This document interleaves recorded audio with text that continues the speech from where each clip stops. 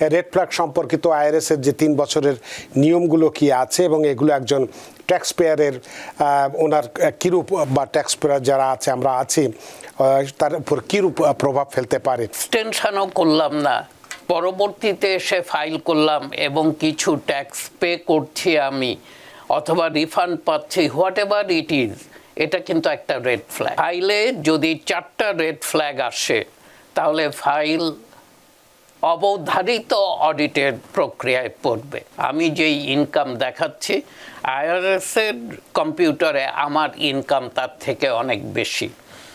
এই ইনকাম ডিফারেন্সিয়েশনটা it's a red flag. Red flag কেন দেওয়া হয়?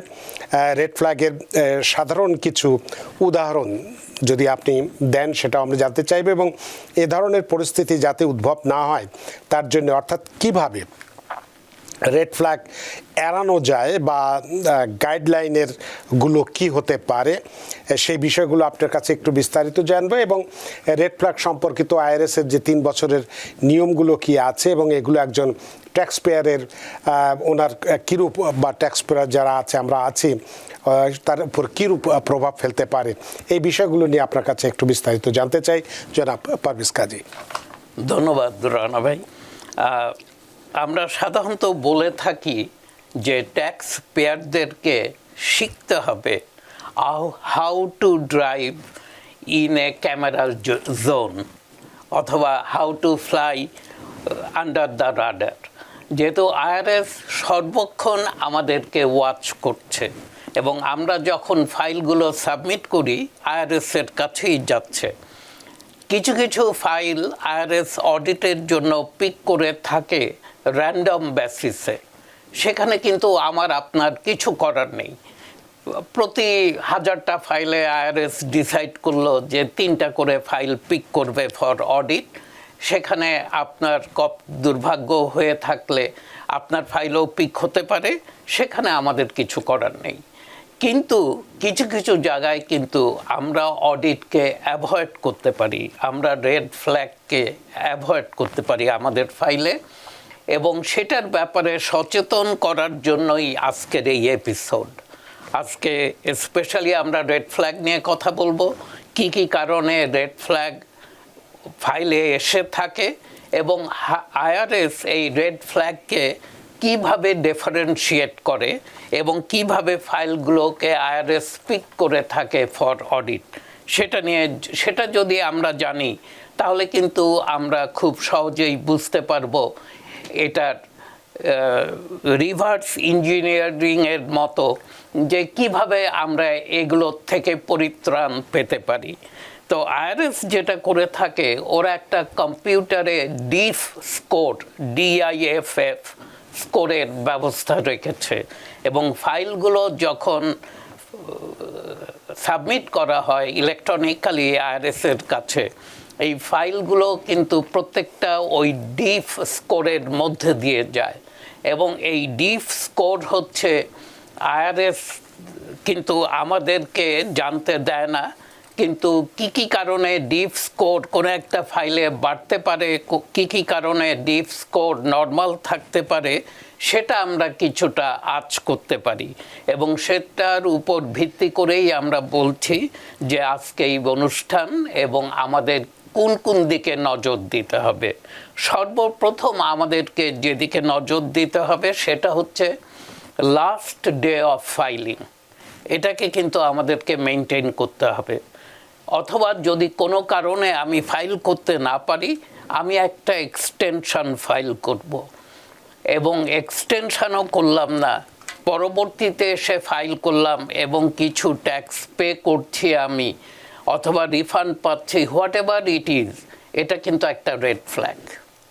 এবং ফাইলে যদি 4টা রেড ফ্ল্যাগ আসে তাহলে ফাইল অবধারিত অডিটের প্রক্রিয়ায় পড়বে, সেখান থেকে বাঁচার কোনো উপায় নেই।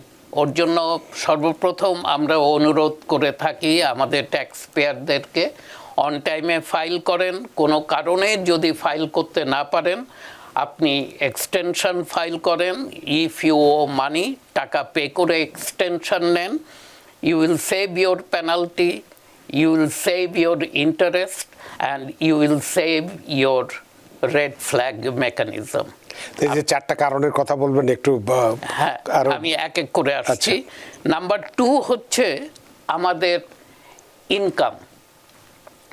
আমরা যেই ট্যাক্স ফাইল করি, আমরা বিভিন্ন জায়গা থেকে W2 পেয়ে থাকি, 1099 NEC পেয়ে থাকি, 1099 মিসেলেনিয়াস, বিভিন্ন জায়গা থেকে আমরা পেয়ে থাকি। এগুলো কিন্তু IRS-কেও সাবমিট করা হয় এবং আমরা ফাইল করলাম, হয়তো একটা দুটো W2 মিস করলাম, অথবা একটা 1099 NEC আমি আনলাম না ফাইলে, অথবা ইন্টারেস্ট ইনকাম, অথবা আমার 1099B ছিল, আমি কিছু stocks bond buy and sell করেছি, সেটা আমি ফাইলের মধ্যেই আনলাম না, কিন্তু IRS-এর কাছে ওগুলো রিপোর্ট হয়েছে এবং IRS দেখছে দেয়ার ইজ এ মিসম্যাচ। আমি যেই ইনকাম দেখাচ্ছি, IRS-এর কম্পিউটারে আমার ইনকাম তার থেকে অনেক বেশি। এই ইনকাম ডিফারেন্সিয়েশনটা it's a red flag.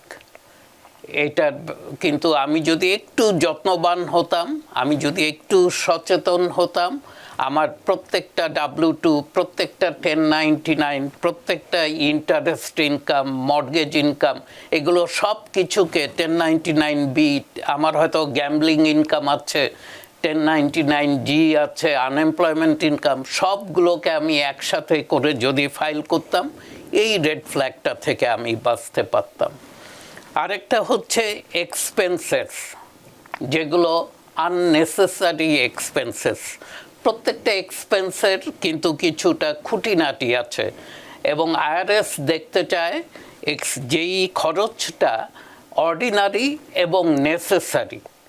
Ordinary এবং নেসেসারি ধরুন আমি আইটেমাইজড ডিডাকশন করছি এবং আমার ইনকাম 100,000, আমি দেখিয়ে দিলাম যে 25,000 আমি চ্যারিটি করেছি এবং most of the charity in goods and in kinds, not cash, অথবা চেক, অথবা আমি অর্থ দেইনি, আমি আমার গুডস এবং ইন কাইন্ডস, আমি হয়তো পুরাতন কাপড় চোপড়, পুরাতন খেলনা, পুরাতন জুতা, এগুলো সব ডোনেট করে কিছু আসবাবপত্র আমি 25-30 হাজারের একটা ডিডাকশান ক্লেম করছি।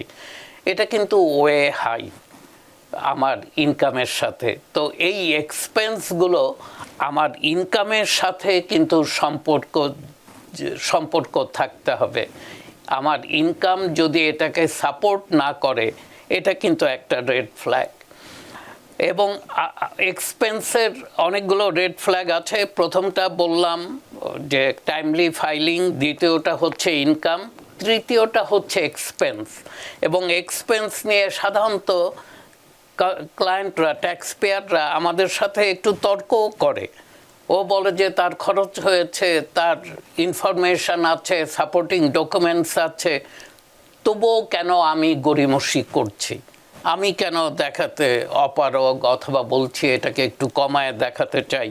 এটার একটাই রিজন যে এক্সপেন্সটা অর্ডিনারি হতে হবে এবং নেসেসারি হতে হবে এবং এটা আপনার ইনকামের সাথে সামঞ্জস্য থাকতে হবে।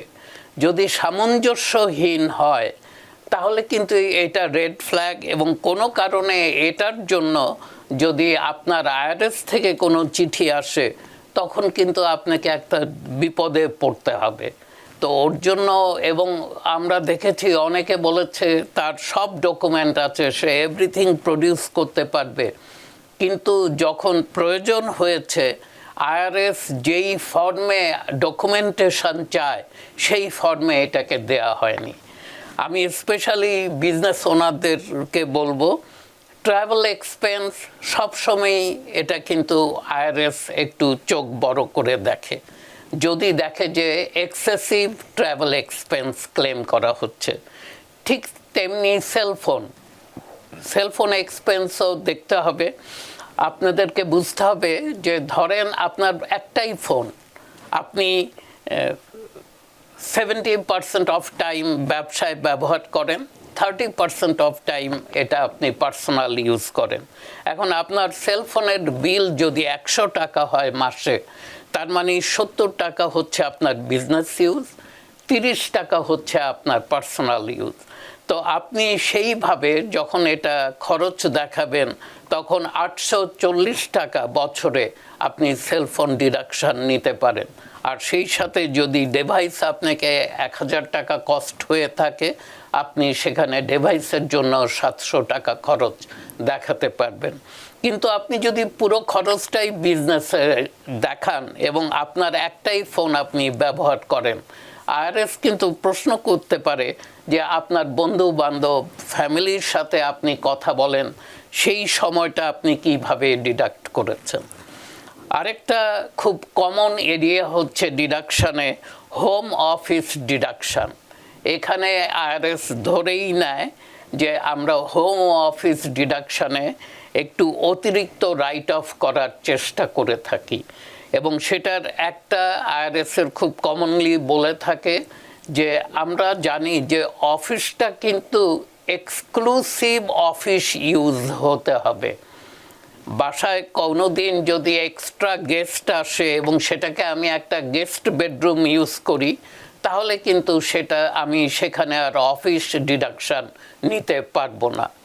আরেকটা যেটা করা হয় ফুটেজ, ধরেন আমার 1000 স্কোয়ার ফুট হচ্ছে আমার এন্টায়ার হাউস, আমি দেখাচ্ছি যে 400 স্কোয়ার ফুট হচ্ছে আমার অফিস, এবং আমি আমার ওয়াইফ এবং আমার 2 কিডস 600 স্কোয়ার ফিট আমরা ব্যবহার করছি।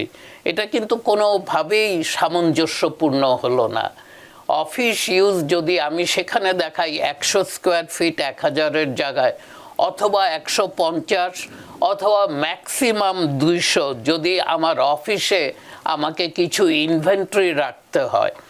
অনেক অফিস আছে যারা রেডিমেড গার্মেন্টস হোলসেল করেন, ওনাদের কিছু ইনভেন্টরি রাখতে হয়, কিছু স্যাম্পল রাখতে হয়, সেই কারণে ওনাদের অফিস স্পেস একটু বেশি দরকার পড়তেই পারে।